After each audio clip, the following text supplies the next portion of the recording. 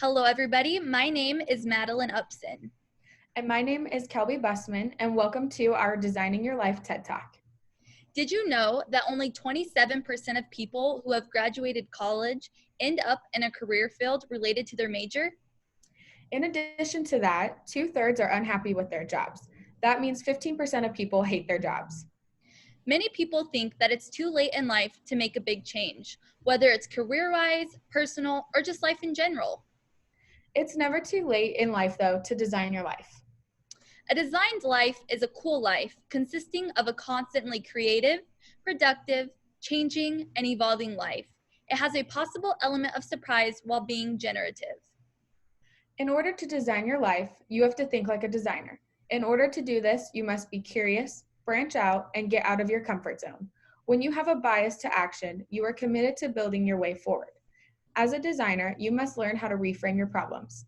Reframing is how designers get unstuck. Reframing also helps to make sure you're working on resolving the right problem. Reframing consists of taking new information about a problem, restating your point of view, starting your thinking, and prototype again.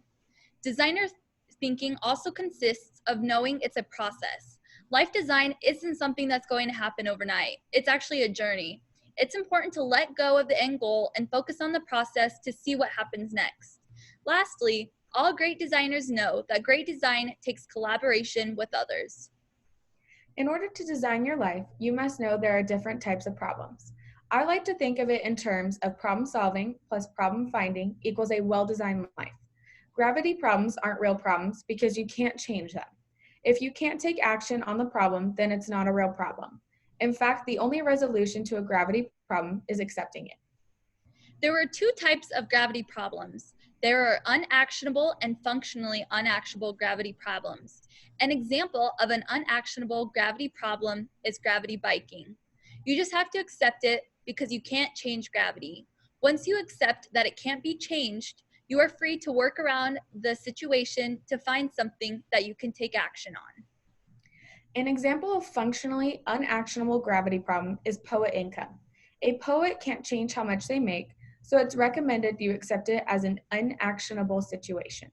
If you do that, then you're able to focus your attention to other things about your career path that you can change. Know that when you're fighting with reality, you're not going to win. Another example of a gravity problem is the 5-year unemployment job seeker. This is a gravity problem of someone who has taken a 5-year work gap trying to find employment again. Most of the time, these people won't be the first to get hired. Instead of trying to change how the employer thinks, you can change how you appear. This is how you should take action instead of trying to fight a gravity problem. Reframing your way of thinking is a positive way to design your life. An example of reframing is the fact that it takes 10 years to get your MD. This is a gravity problem because you cannot change how long it takes to get your MD. However, you can reframe and change your way of thinking. A way to do this is reminding yourself that in only your second year of med school, you are allowed to start treating patients. In order to design your life, you have to take stock of where you currently are in life. You can do this by doing a "you are here" dashboard exercise. While doing this, you want to focus on your areas of health, love, play, and work. I then ask you to write a couple of sentences about how each of these areas are going in your life. You will then mark where you are on a gauge of 0 to full in each of these areas. Lastly, identify what problem areas you'd like to tackle, and if they're gravity problems, that would be better to accept. You can find ways to work around them to focus on the areas of situations that you can change. After figuring where you're at in life, the next step is building your compass. This is where you analyze your work view and your life view. Your work view is figuring out what is work for? Why do you do it? What makes work good? If you are able to figure out your work philosophy, you will be able to take greater leadership behind your life design instead of letting someone else do it. Your life view is your ideas about the world and how it works.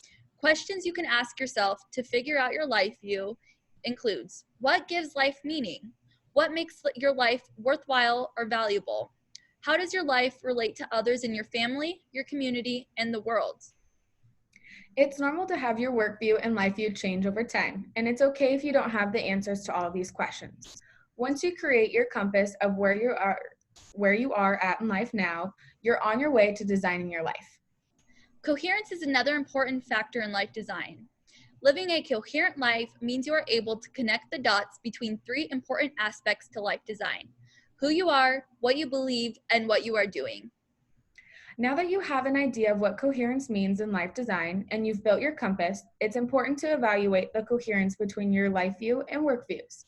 Figuring out where your two views complement each other and along with where they clash will help you realize the changes that you need to make.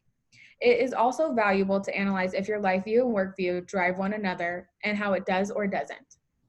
As we talked about earlier, a lot of people aren't happy with their job and/or aren't using their hard-earned degrees in their field of work. Therefore, an important aspect of life design is finding a job you are truly happy and engaged in. The reality of job searching is that a lot of the jobs that need to be filled are not posted on the internet, and sometimes they are not posted anywhere. Statistics show that 20% of the jobs available are posted. These jobs that are available but not posted are a part of the hidden job market. The hidden job market is only open for people who are already connected into the web of personal relationships within that field. In order to access these jobs that are included in the hidden job market, it is recommended that you talk and interview individuals who are in the line of work you want to be in. By creating connections with these individuals through interviews and conversation, you may be able to find out the career path they took to pursue the career that you are wanting. Networking and referrals are also additional crucial components behind getting into the hidden job market. When working on your life design in terms of career, it is important to focus on the offers, not the jobs. If you choose to start taking leadership of your life design in terms of career by searching online, we have compiled a few recommendation tips to help you get the best results and fine-tune your strategy to be more effective. Tip number 1 would be to rewrite your resume using the same words that the employer included in their job posting. Next, if you have a specific skill set that is posted as required, put it in your resume the exact way it is written in the posting. My third tip would be to focus on your resume on the job described. Lastly, once you get an interview as a result of your online job search, always bring a fresh, nicely printed copy of your resume to the interview. Being a person with a well-designed life means taking leadership to create your own happiness. In order to do this, when making a decision, you must create and gather possible choices, narrow down your options, choose what you're going to do, and then let go and move on. An important part of taking leadership of your own happiness in life design is realizing that designers do not agonize. They see adventure in whatever they are currently living and building. We all know that reframing is an important part of life design. As a designer, it is also important to reframe your failures. The first step to reframing your failures is to log them and take note of when you screw up. Secondly, it is important to categorize this failure. Failures can fall into one of the three categories. Screw-ups are just simple mistakes about things that you normally get right. Weaknesses are failures that happen because of one of your abiding failings. These are mistakes that you make repeatedly. Lastly, growth opportunities are failures that didn't have to happen or don't have to happen next time. After you categorize your failure, it is important to analyze if your failure offers growth and how you can learn from your failure. Most importantly, it's important to realize that life designers cannot be failures. The cycle of prototyping your life and making improvements as you go after a mistake is something that designers learn to enjoy that other people may consider failures. Life is an infinite game with no true winners or losers, and it's important to keep in mind that failure is actually the real material to success in life. One of the last things I would like to point out that is important in taking leadership of your own life design would be the importance of building a supportive and collaborative team. Your life design team should consist of supporters, players, and intimates. Supporters are just your go-to people you can always count on to care about your life. Players are those who actively are participating in your life designing. They're often people participating in work-related life design projects. Lastly, intimates are those people who are closest to you. These people will be more than likely to be the individuals that are directly affected by your new life design. The team are the people who you are sharing the specifics of your life design projects with.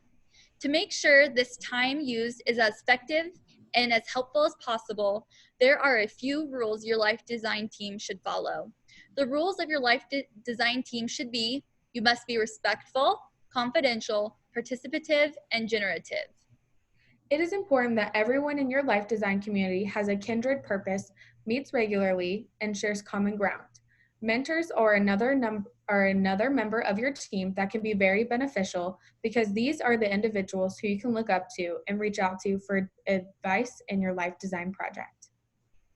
We hope that by talking to you today, we have brought to you many key concepts and exercises in order to not only understand what life design is, but understand how to think and act like a designer in order to create a life you feel fulfilled and happy with. Leadership relates to life design because you have to take leadership in creating your own life. You cannot depend on others to create your happiness or leave you feeling unfulfilled.